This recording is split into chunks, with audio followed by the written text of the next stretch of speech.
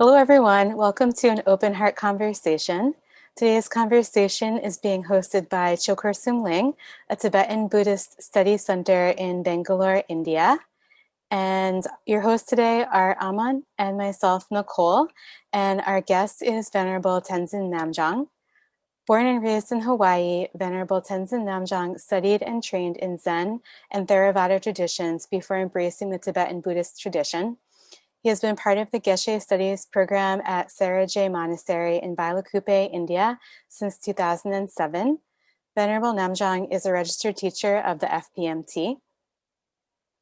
And Venerable Namjong, would you be kind enough to lead us in an opening motivation for today's conversation?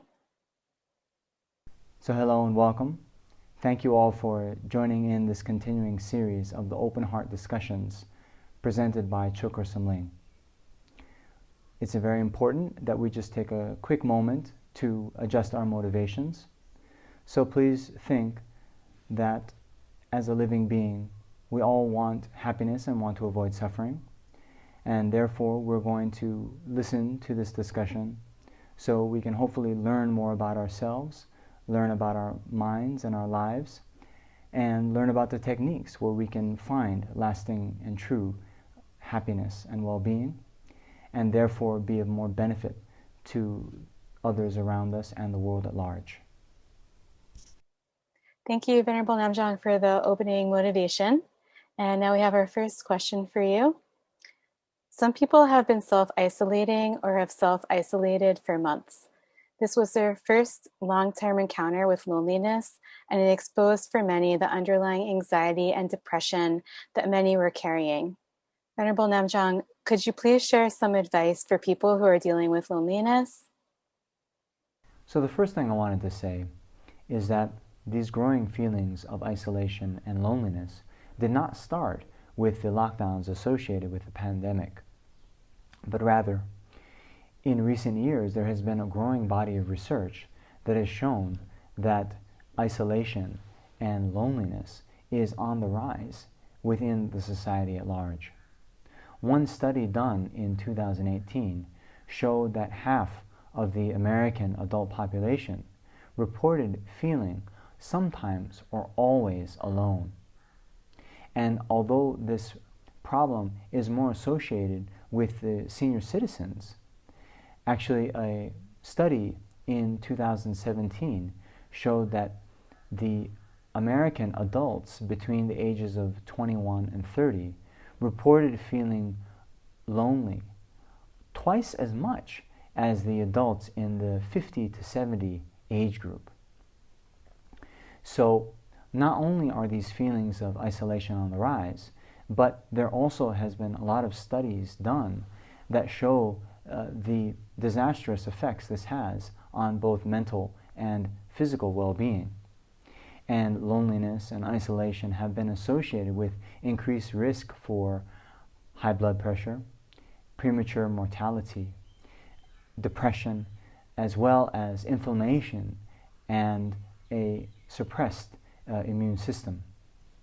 So because of these problems that loneliness and isolation have on the society, the UK Prime Minister at the time, Theresa May, in 2018 appointed a Minister of Loneliness, and the UK government implemented a lot of programs across different age groups, starting with children, to teach them how to foster more deep social connection. And there are also a lot of programs implemented to help the senior citizens cope with their feelings of loneliness and isolation. And within the US, the Surgeon General, Dr. Vivek Murthy, he described the epidemic of loneliness and wrote a very influential article that was published in the Harvard Business Review outlining the problem and calling for a program to increase the sense of social connectedness within our workforce. Because up until very recently, since people spend most of their time at work and with their co-workers, then these social interactions had become more and more important. So now the question is, well, what do we do about it? So the first thing here is to just note that there is a difference between being alone and the feeling of being alone. So His Holiness the Dalai Lama famously tells this story where he went to the monastery of Montserrat, a Catholic monastery outside of Barcelona in Spain, and he met a monk that had been in isolated retreat for over 5 years. During that time, this monk met no one else and subsisted on a very simple diet of just bread and water. Nonetheless, His Holiness was very impressed by this monk's open-heartedness and tender way of interacting with people when His Holiness met him. So His Holiness asked him, what had he been practicing? What had he been doing for these past 5 years? And this monk responded that he had been meditating on love. So although we might find ourselves in isolation physically, then depending on what we do with our minds, we can still foster a sense of connectedness with the world at large. And so how do we do this? Then I think there are 3 things to think about. One is our sort of inner circle.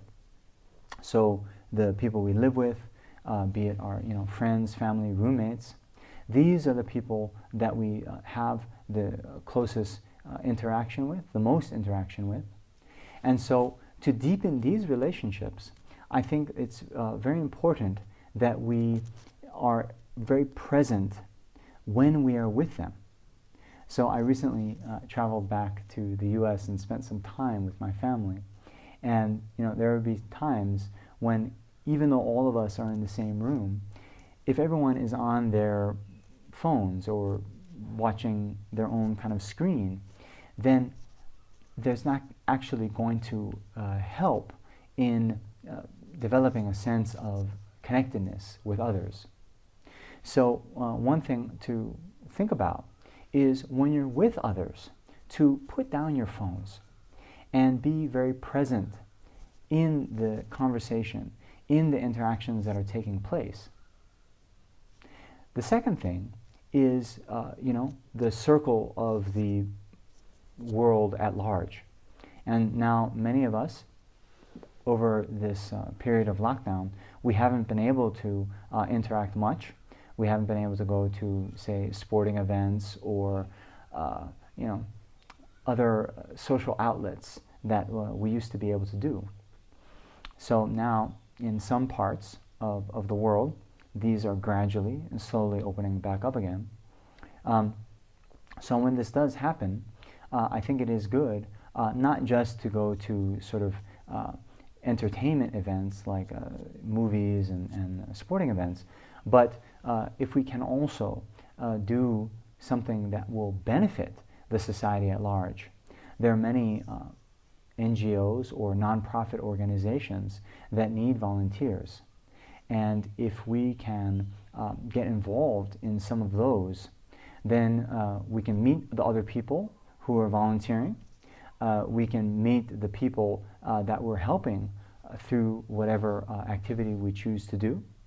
And then, equally importantly, we can feel this sense that we are contributing to the society at large.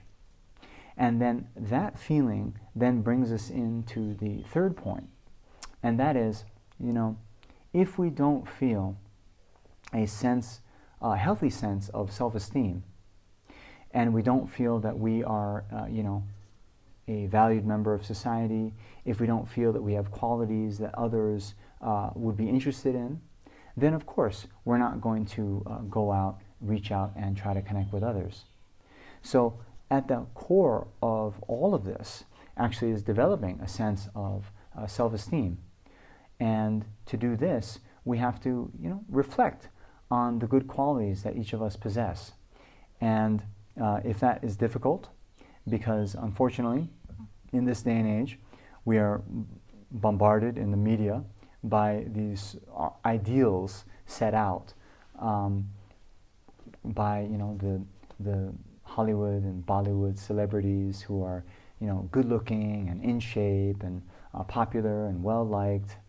And when we compare ourselves to the people we see in the media, we can feel that we aren't stacking up.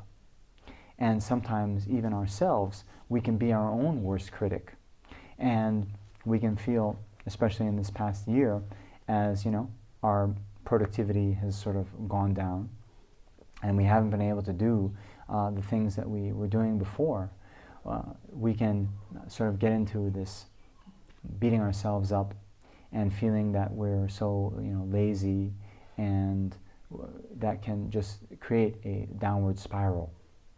So if you are in that kind of situation, then sometimes it's helpful to ask some of our friends for a little bit of a pep talk. And our friends who love us and care for us, they also know many good qualities. They can see those qualities even if we're not seeing them ourselves. And so we can just ask them to, give that kind of pep talk for us, and then, listen to them. When we're very harsh critics of ourselves, we can then become blind to the good qualities that others can see very clearly.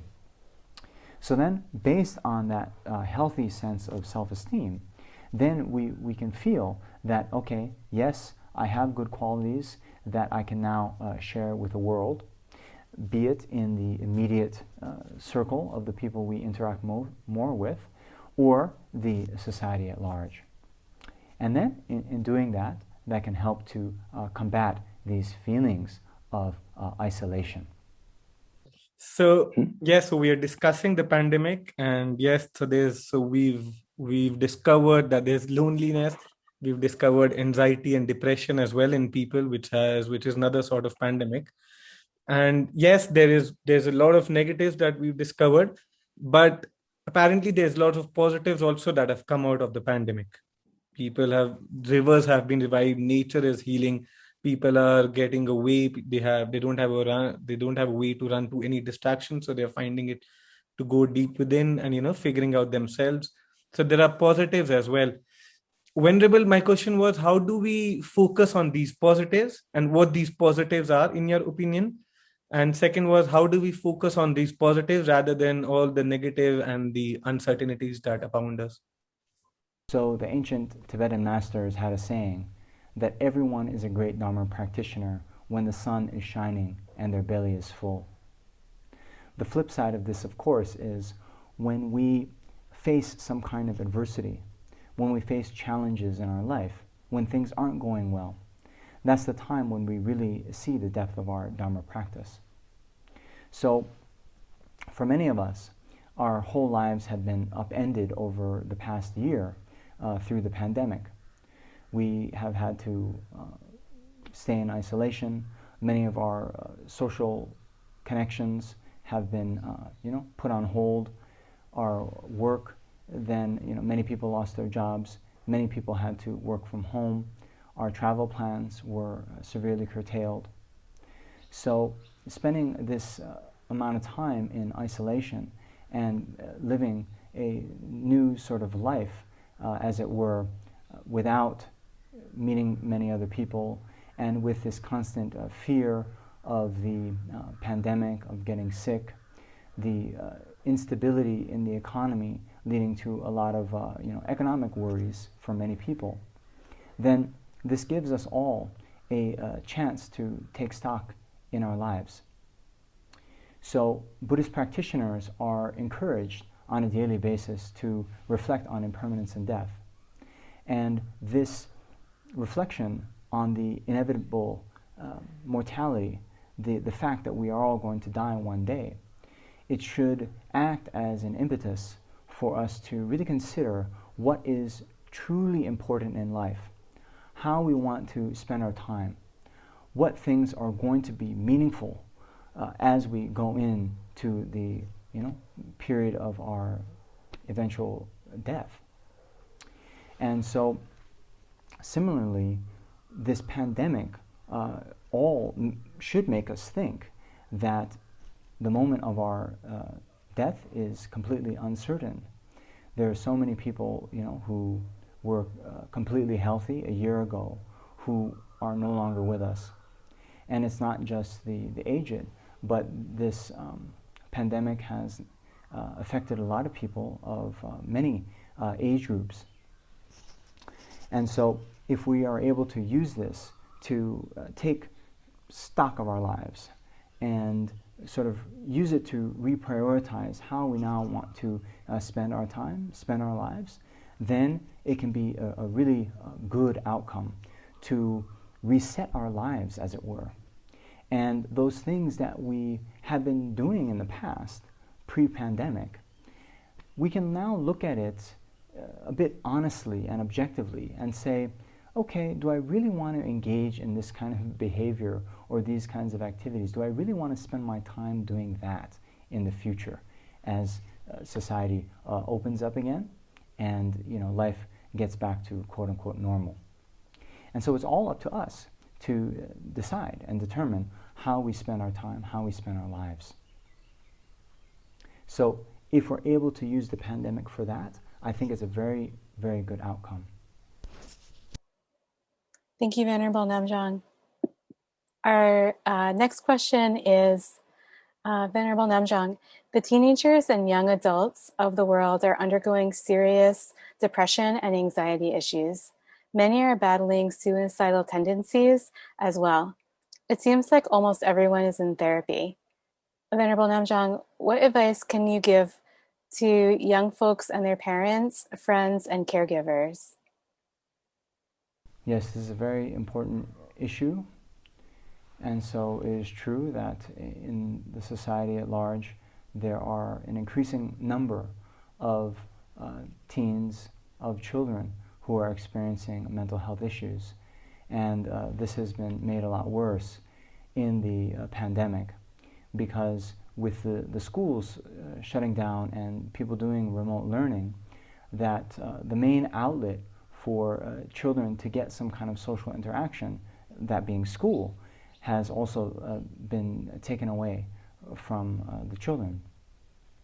So now, with the children at home, the parents become even more important, because the parents or the other caretakers become the real people that they can interact with on a day-to-day basis, and sometimes the only people that they interact with.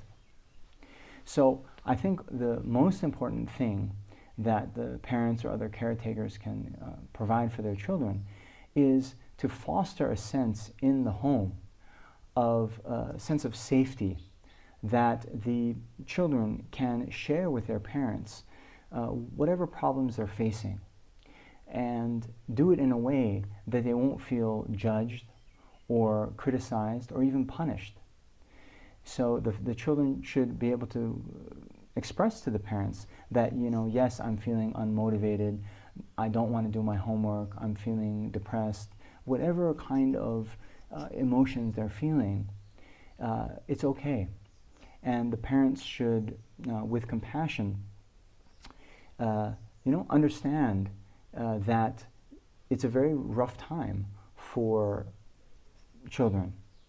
It's a very rough time for everyone. And so rather than having the sort of high-level expectations that we had even a few years ago, with our children needing to be a top student and also do the sports and other extracurricular activities, then just to be gentle. And if the children need some time to just relax and watch movies, that's okay, So that's the first thing. The second thing is, now, fortunately, in some places, the schools are opening up again. And as the pandemic subsides, then as children start to reintegrate with school and have opportunities for social interaction, the parents, by all means, should help them.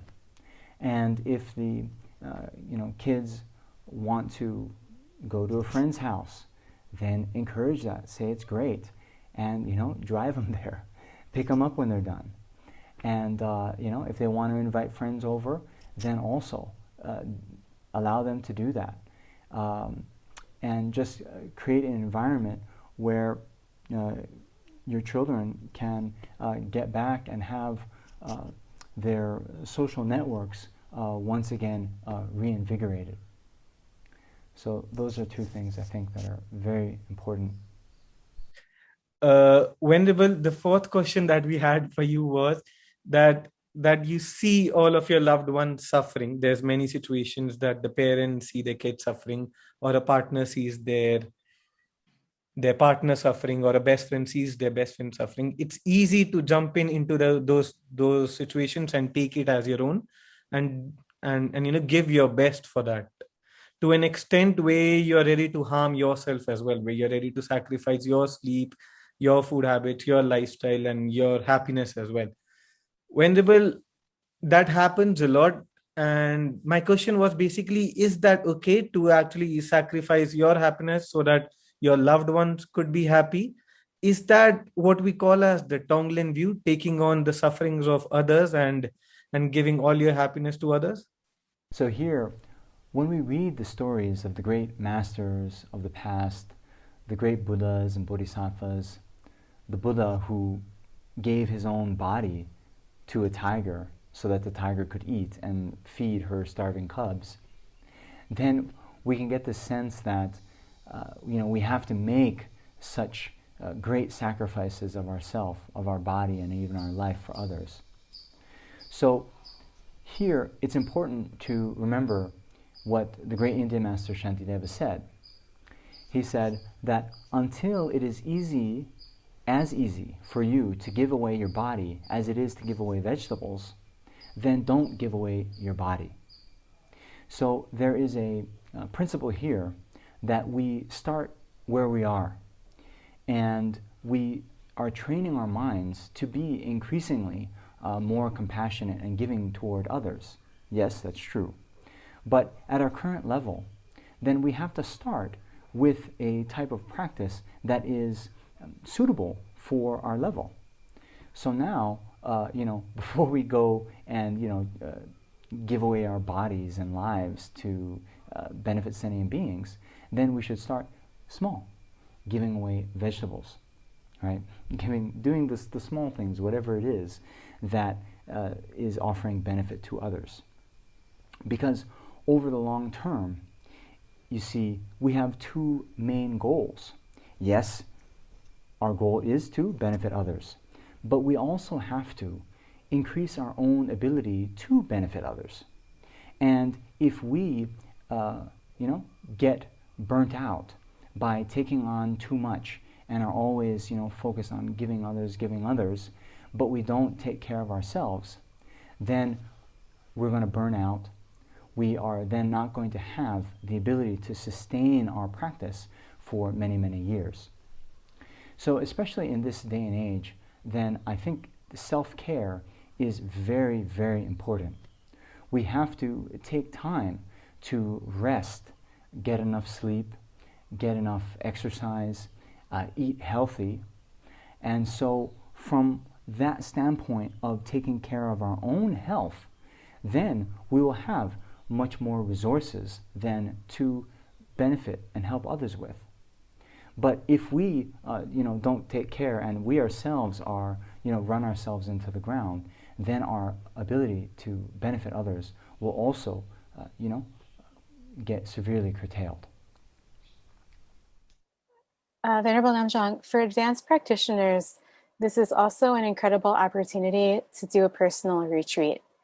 If people can and are interested in doing a personal retreat at home for the first time, then can you give some tips? So here, one very important thing about having a retreat, especially at home, is to create a schedule and try to stick to it as best as you can. So with a retreat, we're trying to put a kind of discipline where we, have a routine, have a schedule, have a plan as to what we're going to do, and then we do it. So this actually could be very beneficial for all of us. And when we talk about doing a retreat, it doesn't have to be, meditating 8 to 12 hours a day. The great Tibetan master Pabongka Rinpoche, he wrote a retreat manual for a Tibetan layperson who was working in the government. And in that, he told this layperson that, yes, of course, the traditional way of doing a retreat is to have 4 sessions of meditation in a day. But Pabongka Rinpoche says, well, if you can't do 4, then do 3. If you can't do 3, then do 2. And if you can't do 2, then at least do 1. So it's extremely flexible. You don't have to, think of retreat as, okay, I'm going to meditate 12 hours a day. And especially those of us who don't have that kind of time, it can be extremely powerful, extremely useful just to commit to even 1 session a day. And to say that, okay, I'm going to, meditate once a day, then have a plan. Not just saying I'm going to meditate once a day, but say, okay, that once a day is going to be when I wake up, in the morning, before I check my phone, before I have breakfast, before I take care of my other responsibilities. And then just try to stick to that schedule, even if it's modest. So even if you have a quite, modest goal in terms of your retreat, then once you start getting into it, and you then are able to find success in, now 1 day I've meditated, 2 days I've meditated, okay, now for a whole week I've meditated every day. Then you start to gradually build some momentum behind your practice. And then gradually you can increase. After a few weeks, okay, now I'm going to do 2 meditation sessions in a day, right? And it doesn't have to be about meditation either. So some of us, maybe we're engaged in 1 or more study programs that are being offered across the world. So also you could build that into your schedule and say, okay, I'm going to meditate once a day. I'm also going to read. I'm going to study once a day. And then you have these structure to your day, because one of the effects of the lockdown and no longer going into work is that a lot of the structure that life pre-pandemic had of going to the office and these other things that we had in our lives, when that is taken away from us, then many of us just had a lot of free time where we had to use our internal self-discipline. And if you're like me, quite lazy, then that can be quite difficult. So the more we can do to set up these little things throughout the day to impose a structure, impose a schedule on us, that's going to help us be more effective and productive. So, Venerable, our next question was that in COVID, when they were in lockdown, when they were in social distance, many people have lost their loved ones as well due to COVID or due to other reasons. And they weren't there to hold official ceremonies of their departure, and they couldn't say a proper goodbye to them. Venerable, what advice can we give to these people so that they can achieve peace and honor their loved ones as well? So yes, unfortunately, many of us have had loved ones, be it friends or family members, who have passed away in the past year, be it from coronavirus or other causes. So the first thing I wanted to say is, in the Buddhist worldview, then there is past and future lives. And before someone who has passed away takes their next rebirth, they enter a state called the bardo, or intermediate state. And while these beings are in the intermediate state, their friends, their loved ones, can dedicate merit, dedicate good karma, virtue, for their benefit. And this can help them attain a better rebirth in their next life. So I would encourage all of you to look actually on the FPMT website, fpmt.org, or you can look up the advice that Lama Zopa Rinpoche has for prayers and practices to benefit the dead. There is actually a way that you can submit your friend or your loved one's name to the FPMT organization, and they'll send it to His Holiness the Dalai Lama, as well as Lama Zopa Rinpoche and many other monks and nuns across the world, who will then pray for your loved one's good rebirth. And then also within the advice page, you'll find practices that you can do yourself that will be of benefit to your loved ones. The other thing that's very good to do is, if your loved one has maybe left some possessions or maybe some money, you yourself can then practice charity with those possessions or money, and try to create some virtue. And this will also be of great benefit to those who have passed away. But on a more sort of general level, I'm not talking so much about the spiritual side, but the other thing that you can do to sort of honor your friends or family who have passed away is, to remember them in a positive way, and remember the beneficial impact they've had on your life. And if you're, if it's a friend who's passed away, you can get together with the other friends in the circle and share stories of the good times you had together with, your friend who's passed away. And if it's, your parents or other people in your family, then I think it's also very important to just try to now live your life in a way that would make them proud. All of our parents, especially, made tremendous sacrifice for us, to educate us, to provide for us.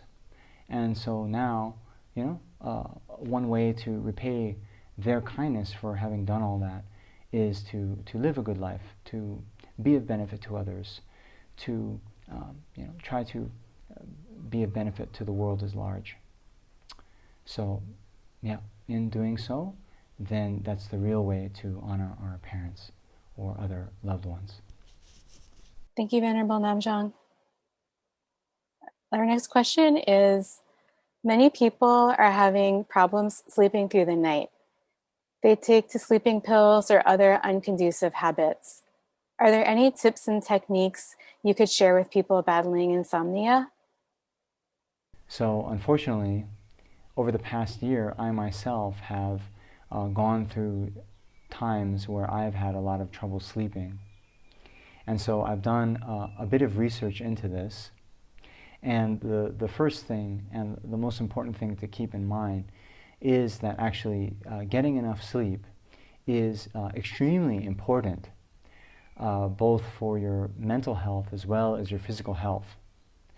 So you might not think it is that big a deal, but it is.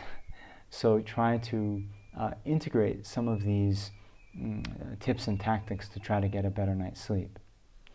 So the first thing that I see again and again in the articles about how to get a better night's sleep is to try to have a hard stop on your screen time. And for half an hour or better, an hour or even 2 hours before you finally go to bed, try to turn off your screens. There has been some research done that the blue light from the screens actually then mess with our circadian rhythms, and then that inhibits the release of melatonin, which is one of the hormones that is associated with sleeping. So because of our use of these screens, then our body are kind of fooled into thinking that it's still daytime, and so that really inhibits our sleep. So try to turn off those screens, okay? Now, another thing that's very good as well is to then try to limit the caffeine intake. So normally, and I'm a coffee lover myself, but it takes at least 7 hours for the coffee or the caffeine to work its way through the system. So try to have your last caffeine intake be at least 7 hours before you're going to bed. So then you should calculate when that is for you. Maybe you can have a mid or early afternoon coffee, but after that, then try to limit your caffeine intake. Then it's also good to exercise. So exercise, just like sleep, exercise is going to be one thing that has a tremendous positive impact on many phases or many facets of your life, both your mental and physical well-being. So although exercise is good, then it's better to try to have your exercise earlier in the day. So if you are exercising, quite late, after dinner or right before you're going to go to bed, then you see your body is sort of revved up from the exercise, and so it's going to take longer for you to wind down. So yeah, that's one other thing. And then many of us, yes, we do meditation, and so here, before we go to bed, it can also be good just to practice some simple breathing meditation. So many of you do the mindfulness of the breath meditation. That is very good. I also have been myself doing heart rate variability exercises. Okay, so this is something you can also look up. But basically, as opposed to the mere mindfulness of the breath meditation, where we're working with the natural breath as it is, in heart rate variability exercises, we're actually trying to breathe in for a certain number of counts and breathe out for a certain number of count. And so, many type of pranayama exercises are also like this. And so when we calm our breathing down by intentionally trying to breathe in for longer and exhale for longer, that does bring in a sense of relaxation and calms our nervous system down, where we can fall asleep more easily. And this in particular, I have found very successful when I wake up in the middle of the night. There was a time there when I would be waking up at 2 in the morning, 3 in the morning, and I'd be like, oh, am I late for something? And then I would have a lot of difficulty trying to fall back asleep. So in those cases, I would do these heart rate variability exercises, and I found a lot of success in then falling back asleep. And then some of the other things you'll see: drinking the chamomile tea, having lavender tea, or inhaling lavender essential oil. Those things also seem to be good, seem to work, and especially having a something warm to drink before bed seems like one of the ways that is recommended by many people as well. So in any case, I had a little bit of success with these tactics. Of course, there are others. There's many articles that I have found about this. Some recommend, having an ice bath before bed.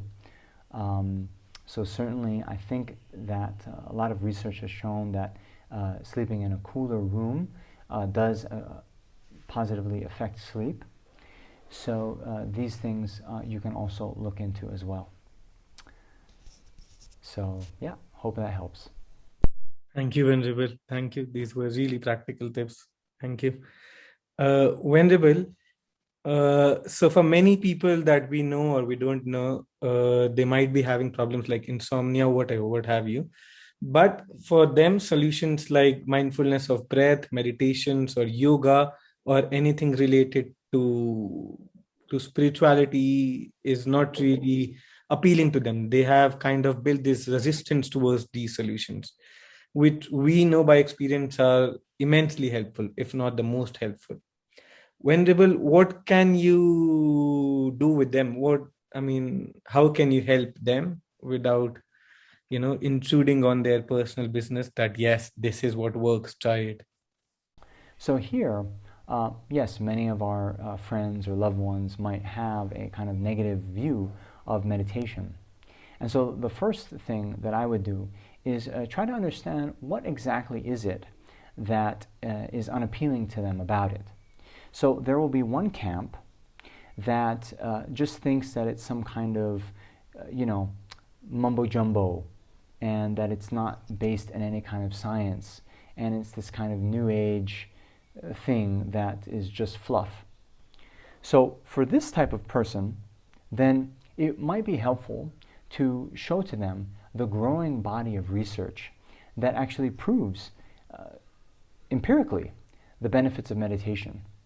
So there's been many studies done by top research centers, including Yale and Johns Hopkins and Harvard University, Stanford University, that show that meditation actually is extremely beneficial for helping with depression, helping with anxiety, helping with blood pressure.